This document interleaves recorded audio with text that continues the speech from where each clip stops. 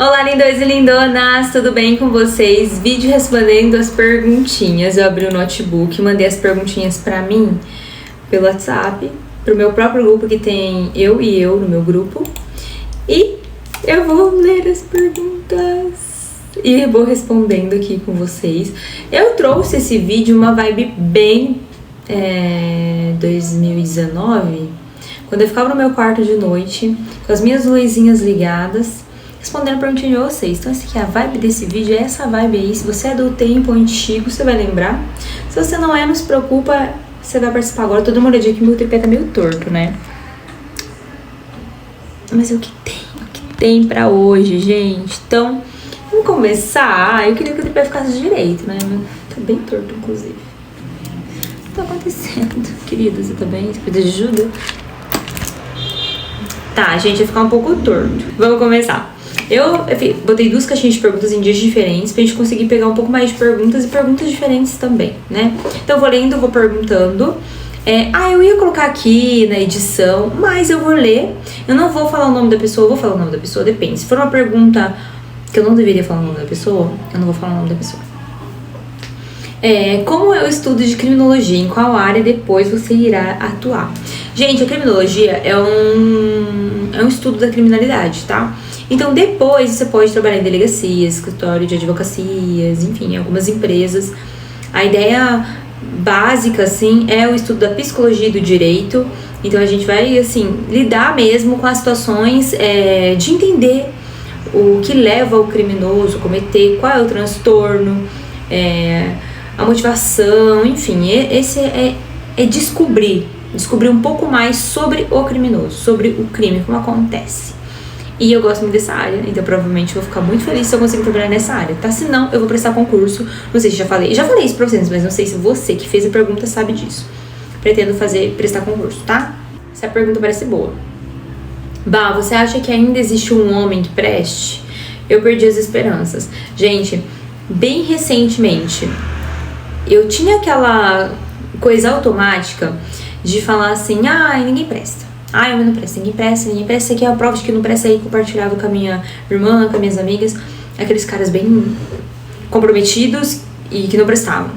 Eu falava, como é que a gente vai acreditar em relacionamento agora? Até os homens comprometidos, homens casados, não valem nada. E a mulher lá fazendo declaração de amor e o cara não valia nada. E foi literalmente pensando assim que começou a desencadear inúmeros comentários sobre relacionamento alheio e de como os caras não prestavam. E bem recentemente eu acabei vendo um vídeo que fez muita diferença pra mim. E era uma pessoa que eu seguia. E a pessoa falou assim, se você presta, é claro que se você presta, se você tem bom caráter, se você é uma pessoa gente boa, você não é a única pessoa no mundo desse jeito. E claro que tem várias pessoas que são casadas, que estão em relacionamentos que prestam. Então assim, são mais raros.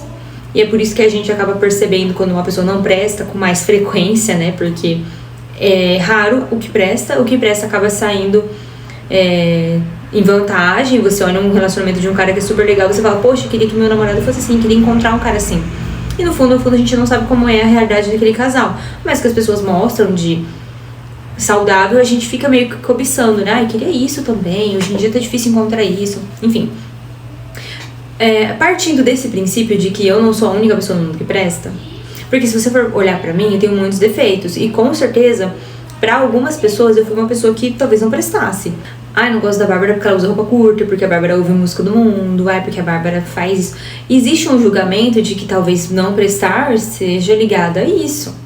Só que a pessoa não conhece o meu caráter, entendeu? Então, uma coisa que, uma das coisas que eu sempre falei pra vocês aqui é sobre o quanto eu me admiro por isso, porque eu sei que eu sou uma pessoa que eu nunca trairia, não mentiria pra ninguém, não faço mal pra ninguém, ajudo todo mundo que eu posso, e não tô querendo me gabar, falando só das minhas qualidades, mas iniciando por aí, eu penso assim, cara, eu sou muito gente boa, então com certeza existem outras pessoas que são muito gente boa também, e a gente vai se encontrar em algum momento dessa vida, porque não é possível.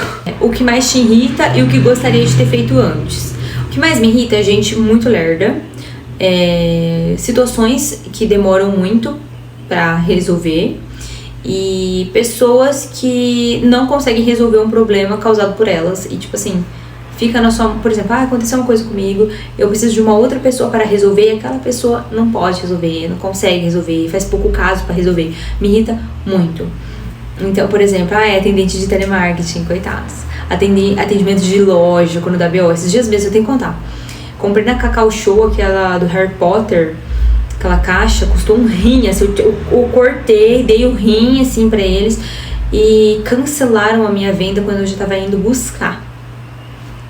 Eu não consegui entender naquele momento por que eles tinham colocado que estava disponível algo que eles não tinham. Eles confirmaram a minha venda, eles tiraram o dinheiro do meu cartão e não reembolsaram. Já tem 4 dias ainda não fui reembolsado.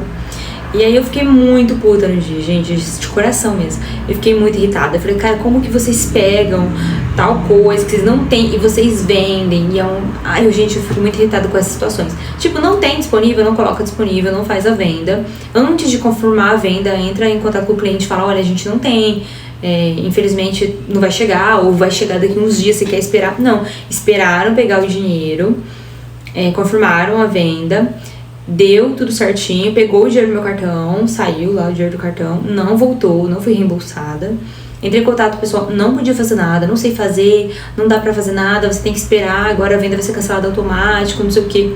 E eu falei, cara, se eu soubesse eu não tinha comprado, porque eu podia ter pegado o dinheiro e comprado em outro lugar, comprei com eles, enfim.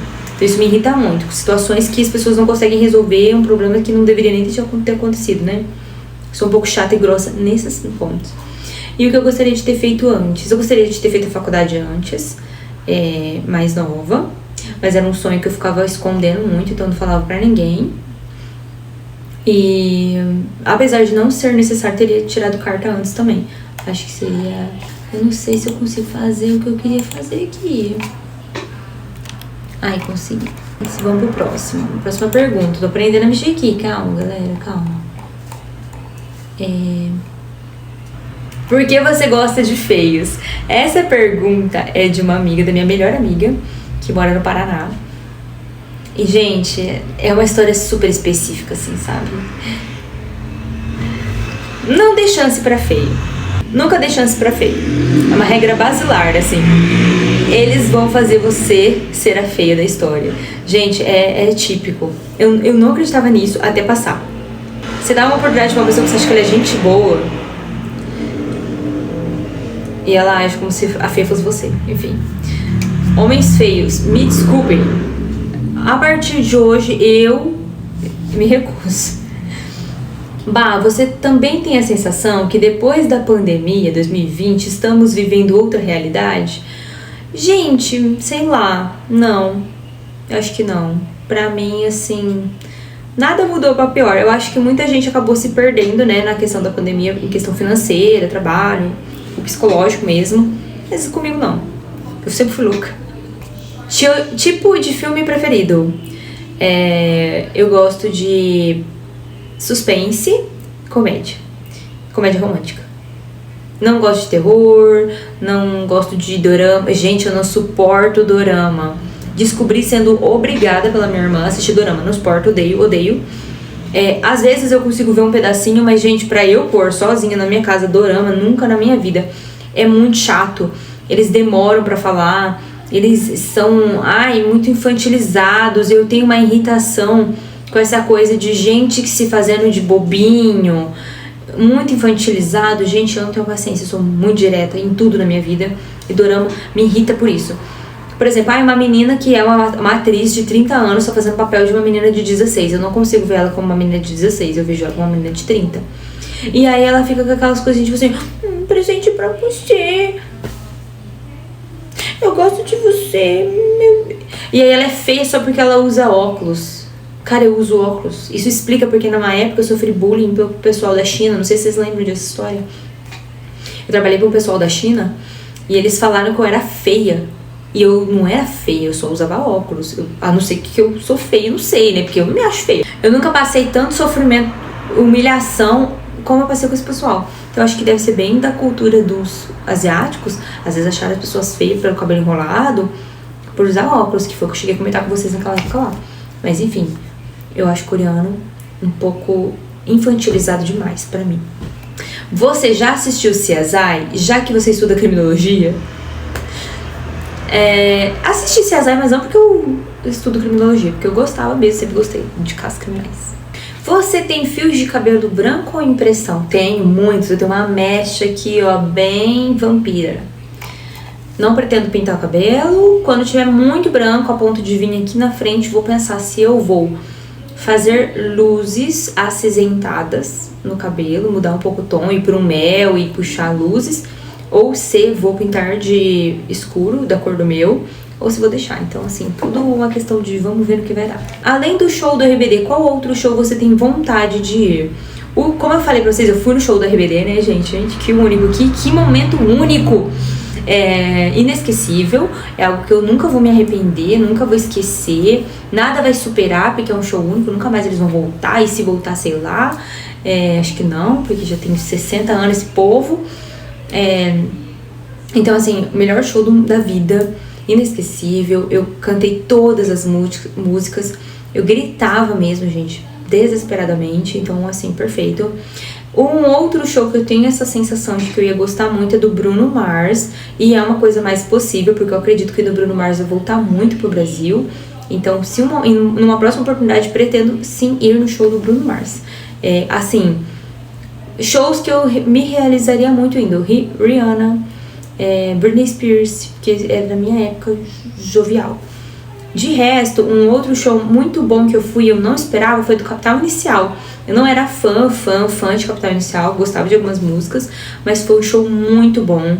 Eles estão de parabéns demais. Foi aqui na minha cidade, uma estrutura assim de show mesmo, você se sentia num show. Eles maravilhosos, as músicas estavam muito boas, cantando muito bem. Muito bom. O show do Capital Inicial me surpreendeu bastante. Já fui no CPM 22, já fui Gustavo Lima, já fui Seja Melhor de Fabiano, mas eu não sou muito do sertanejo e eu também não sou muito do rock. O Capital Inicial, ó, surpreendeu demais. Um outro show que eu tenho muita vontade de ir é de algum cantor latino. Meu sonho seria ir no Bad Bunny, mas eu nunca vi nada tipo do Bad Bunny no Brasil, do Bad Bunny vindo pra cá, planejando algum show aqui. Se ele fosse acessível, eu faria muita coisa pra ele. Eu não sei todas as músicas, mas conheço bastante. E eu gosto muito de música latina. Acabei demorando muito nesse assunto, mas eu amo, é isso, saibam disso. Se vocês souberem de shows de música latina, já mandam pra mim no direct, tá? Não fiquem vendo as coisas sem me contar. Essa pergunta é muito boa. Eu adoro perguntas que são conselhos. Inclusive, aproveitando esse vídeo, eu vou deixar a opção de vocês mandarem perguntas aqui. Se você for muito tímido, espera eu fazer caixinha de pergunta no Instagram e mandar lá. E você fala assim, coloca YT, que é pra eu entender que é pro YouTube. Porque eu prefiro que vocês façam as perguntas e eu vou respondendo em vídeo. Porque às vezes eu mando lá no Instagram, vocês não mandam as perguntas lá. Eu falo assim, gente, vocês mandam as perguntas pra eu fazer, pra eu responder. Como falar pro ficante que você não quer algo momentâneo, e sim alguém pra chamar de seu? Exatamente desse jeito. Você vai chegar no seu ficante, porque se você tem liberdade pra beijar a boca de uma pessoa, pra mandar mensagem, pra ver, pra sair, você não vai ter liberdade de falar o que você quer? Você tem que ainda deixar claro. Gente, eu falo isso no primeiro encontro. Muita gente fala assim, para de ser louca, você fala essas coisas, eu falo no primeiro encontro. Então eu procuro alguma coisa mais séria e tal, quero conhecer alguém legal pra compartilhar a vida. E eu sempre uso essa frase, quero compartilhar a minha vida. Porque assim, eu estive com uma pessoa que queria estar comigo, namorar, enfim, mas não compartilhava a vida comigo. Eu achava extremamente estranho uma pessoa querer namorar comigo e não compartilhar a vida. O que é compartilhar a vida, Bárbara? Se você não vai se ver todo dia, falar todo dia. Mensagem, ligação. Se você não vai estar todo dia presente, toda semana, conta como foi a semana. Se você vai ver só de fim de semana, conta como foi a semana. Como foi o trabalho, como foi, se saiu com os amigos, se foi pra academia, se foi pro trabalho, se não foi. Conta, compartilhar a vida. Tô no mercado, tô na rua, hoje eu vou pra academia. Compartilhar a vida. Como que você passa dias e dias sem falar com a pessoa? Então, tipo assim, já estive em namoro. Uma pessoa falou, vamos namorar? E não falava nada comigo. E eu falo assim, gente, isso aqui não é namoro. Namorar é compartilhar. É você entender que você tem uma outra pessoa que agora, porque você assumiu um compromisso, você deve satisfação. Eu não devo satisfação pra ninguém. Então não namora, então não pede namoro, então você não tenta. Então eu falo desde o primeiro encontro, eu quero uma pessoa que eu quero compartilhar a vida. quero estar junto, eu quero namorar mesmo, é um plano que eu tenho. Eu vou conhecer alguém, vou sair, vou ficar um tempo e tal, mas eu quero namorar. Se eu perceber que passou um tempo e não virou namoro, vai acabar. Não tem essa de, ai, vamos ficando 1 ano. Não vamos, não. Ai, Bárbara, você fica? Fico, não vou mentir pra vocês. É só, ai, gente, eu não beijo na boca. Eu fico. Se eu estou conhecendo alguém legal, eu fico. Aí se eu perceber que fiquei 1 mês com a pessoa, 2, a pessoa não falou nada, não quer nada sério, não me deixa participar da vida dela, não participa da minha, pra mim já não serve. Então é uma questão assim de você ir conhecendo a pessoa, você decide se você quer ficar ou não conhecendo essa pessoa. Ficar no sentido de beijar, né? Se você vai beijar ou não essa pessoa enquanto vocês se conversam, isso é uma escolha de vocês. E aí depois você vê no que dá. Mas aproveitando que a gente entrou nesse assunto, eu quero citar uma coisa. Eu não fico com quase ninguém. Eu nunca fico com ninguém. Tipo, eu não vou em festa e fico com pessoas. Eu não fico com desconhecido. Normalmente, tipo, eu tô conversando com uma pessoa e a pessoa começa a falar, ai, eu gosto de você, vamos sair pra jantar. Aí sai pra jantar. Aí de repente não fica naquele dia. Aí passa uns dias, dá um beijinho. E aí você começa a beijar e sair só com aquela pessoa. Isso que eu considero ficar. Passou 1 mês, 2, vocês já conversaram, a gente quer namorar e tal. E não deu certo, ótimo, tudo bem, cada um segue sua vida. Agora, continuar nisso, já viu que não vai dar certo continuar, nunca aconteceu comigo. Tanto que eu já contei alguma história pra vocês aqui, que eu terminei todos os meus relacionamentos, esses que eu tava conhecendo pessoas. Eu até contei esses dias, esses tempos agora. Acho que foi no começo do ano, que eu tava ficando com uma pessoa. E a gente tava 4 meses junto, e não ia virar namoro, e eu terminei com ele. E eu falei que tinha sentido, assim, que ele era tudo. Ele era muito, assim, meu jeito, meu tipo, o que eu queria pra mim. Só que não era pra mim. E eu entendi isso, ele era tudo que eu queria pra mim. Mas ele não era para mim. Ele não tava na mesma ideia que eu de ter um relacionamento. Ele tinha falado já pra mim que não queria nada sério. E naquele momento eu também não queria, porque eu tinha acabado de sair de um relacionamento abusivo. Então eu falei assim, eu quero conhecer, eu quero ficar com ele. Eu tava com essa ideia mesmo, assim, bem solta do mundo. Depois eu voltei a ter os meus pensamentos normais e acabei mudando com ele. Foi aí que eu terminei com ele. É isso. Essa é boa, mas eu meio que acabei de responder ela. Boy que some do nada, mas pena, porque tínhamos tudo pra dar certo. É isso, ele não quer. Exemplo, aconteceu comigo, tá? Aconteceu comigo, tipo, super recente. Tava conversando com uma pessoa, conhecendo ela, e sumiu do nada. Achei estranho demais, assim, porque pra mim não é normal uma pessoa querer estar com você, dizer que quer estar. Muito antes de eu reagir a qualquer coisa, a pessoa falar pra mim que queria. Antes de eu conhecer bem ela, de eu sair, ver pessoalmente, qualquer coisa do tipo. Já conhecia pessoalmente, mas nunca tinha sentado pra conversar. Dizer que queria algo comigo e depois sumir do nada. Achei super estranho. Conversei, falei que não tinha gostado. Dei uma segunda chance nesse sentido. Fez de novo. Pra mim, acabou. Pra mim, acabou. Tipo assim, se eu der mais uma chance, vai fazer de novo. E isso machuca. Independente se eu gosto da pessoa ou não, se eu tenho sentimentos por ela ou não. Machuca você ver uma pessoa usando de jogos pra estar com você. Pra mim não serve. Então, se a pessoa some do nada, esquece. Esquece, vai fazer isso sempre, não quer nada com você. Porque quem quer, minha filha, pode estar com muito problema. O homem, quando ele quer, isso é uma coisa que eu aprendi vendo em situações comigo, com minhas amigas e com pessoas próximas. Se o homem quer, minha filha, pode estar morrendo mãe, pai, vai dar um jeito de falar com você. Vai te ligar, vai te contar, vai dar um jeito. Homem, quando quer, ele não desiste. Ele não se faz de difícil. Mas você vai se arrepender se der uma segunda chance. Olha, a palavra de quem sabe o que tá falando. Se o cara tá assim, sumindo à toa, te dando vácuo, querendo fazer jogo, só sai fora. Te garanto, só sai fora. Próxima pergunta, pelo amor de Deus, que eu quero surtar nessas perguntas de não. Você se sente cobrada pela sociedade para estar casada, ter filhos? Me identifico demais com você. Renata, beijo pra você. Então, gente, eu não me sinto cobrada pela sociedade. Por quê? Pra sociedade que não me conhece, eu pareço ser mais nova. Apesar de ter gente que comenta nos meus vídeos que eu pareço ser velha. E tá tudo bem, tá? Mas normalmente quando eu vou pra algum lugar, um restaurante, encontro pessoas conhecidas e me apresentam novas pessoas, as pessoas sempre acham que eu tenho bem menos e sempre me dão 22. 22, 23, 25, nunca me dão mais do que 25. Então eles não pensam que eu deveria estar casada com filho porque a minha aparência não condiz com isso. Minha família nunca me cobrou isso. Minha mãe não se importa, minhas irmãs não se importam. Acho que as minhas irmãs, né, nesse caso, sempre torcem pra que eu tenha alguma pessoa legal na minha vida. E eu sempre fiz questão disso, porque eu já falei pra vocês isso, vocês sabem, vocês veem.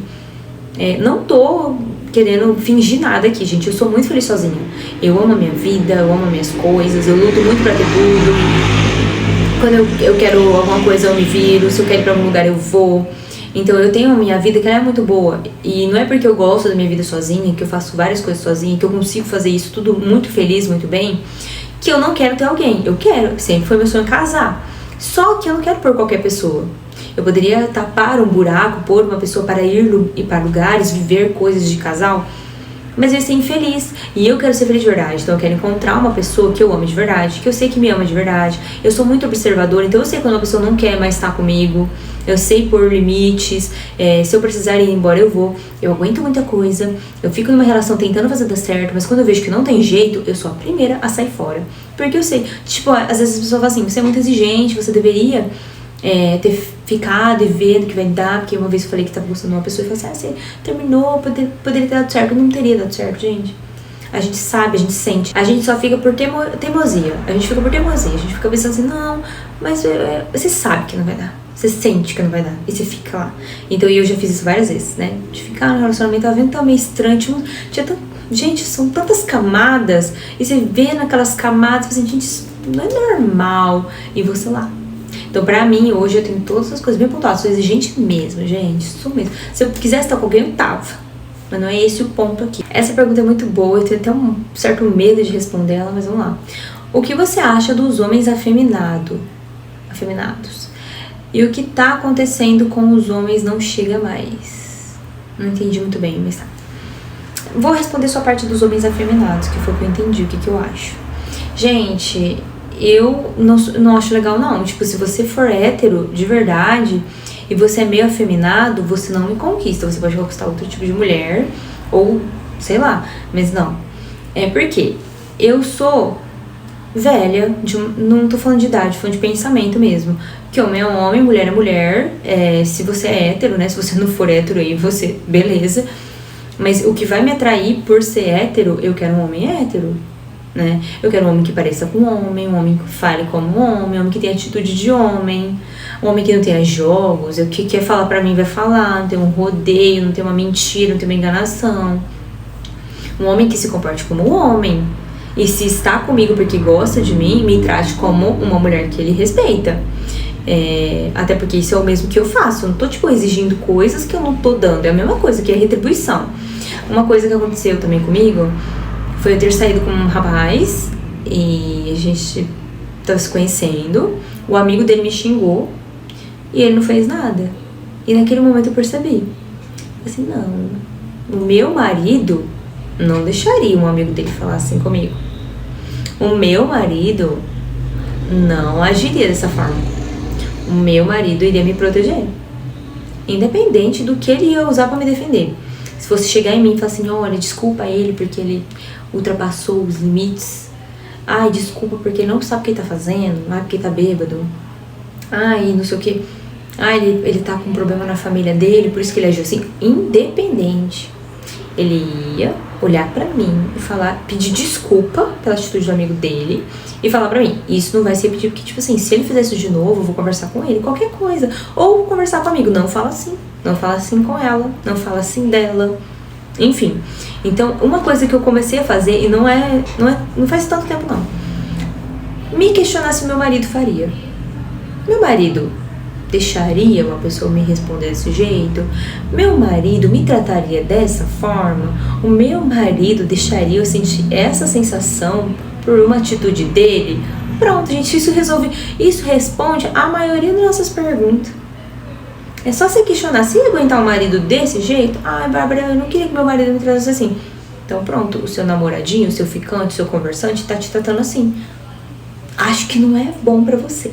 Essa pergunta é muito boa, mas ela vem seguida de uma história muito longa. E eu tenho que responder a pergunta mais rápido, eu acho.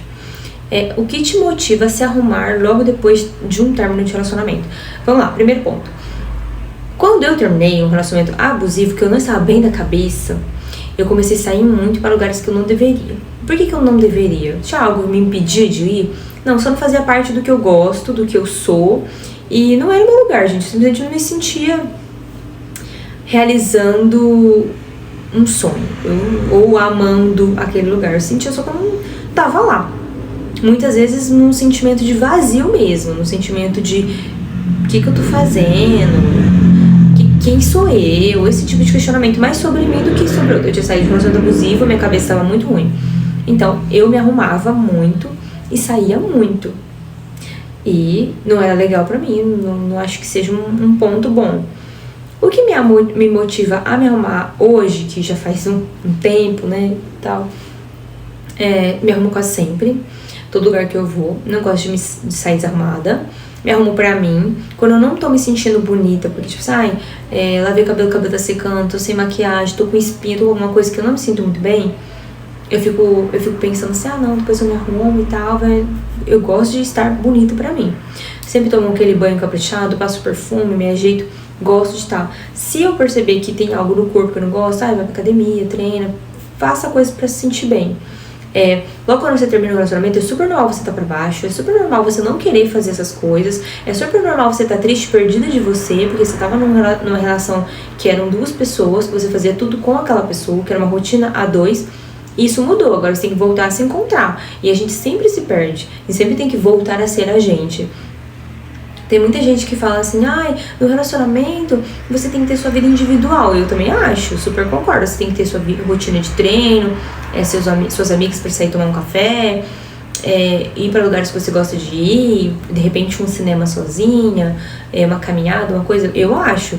Mas você também tem uma rotina de casal. Você tem aquele dia que você vai se encontrar com seu namorado, que vocês marcar de jantar, que vocês marcar de viajar. Então, sim, quando você termina, você perde sim, é um luto, você perde aquela rotina, você perde além da pessoa, momentos que você estava com ela, você não tá mais. Então, é normal você ficar triste, ficar mal, ficar pra baixo. E eu nunca me culpei por isso. Falei, não, tem épocas que, tipo assim, eu tava muito mal, bem longe de mim, fazendo coisas que eu não devia estar fazendo.